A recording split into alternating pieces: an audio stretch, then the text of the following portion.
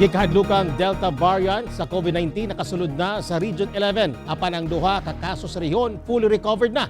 Anang report ni Rial Soroche. Natala sa Tagum City ang labing-unang nagpositibo sa Delta variant sa COVID-19 sa Davao Region. Sumala sa Tagum City Health Office nga June 17, nagpositibo ang pasyente nga usa ka frontliner o girecall ni atong June 25. Diyang nakita nga posibleng Delta variant case kini. Diyang nakumpirma gila yung nag-backtrace og sumala pa. Fully recovered na ang pasyente og negatibo na sa swab test ang mga close contacts niini. Initially tested last June 17 and retested kay nag-consider siya a suspect, and presently ang atoang first COVID-19 Delta variant na nasa Tagum City karon naka-recover na siya, mild case lang man po ni siya. Ang ikaduhang Delta variant case natala sa Davao City nga usa ka 28 anyos nga frontliner usab.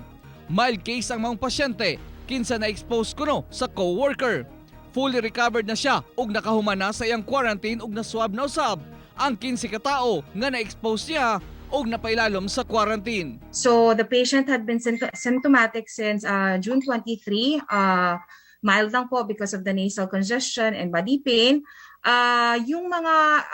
The patient is living alone, therefore yung mga close contacts niya po na na-identify natin are all from the workplace, or 15 people po were identified to be close contacts and they were all swab po.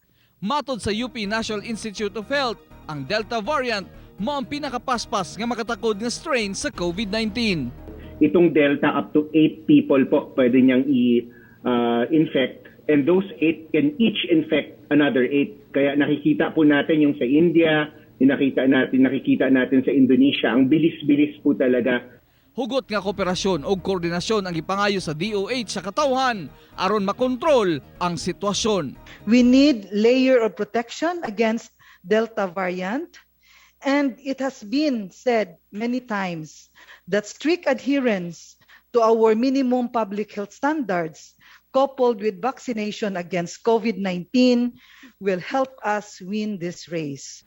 Ako si Rial Soroche para sa One Mindanao.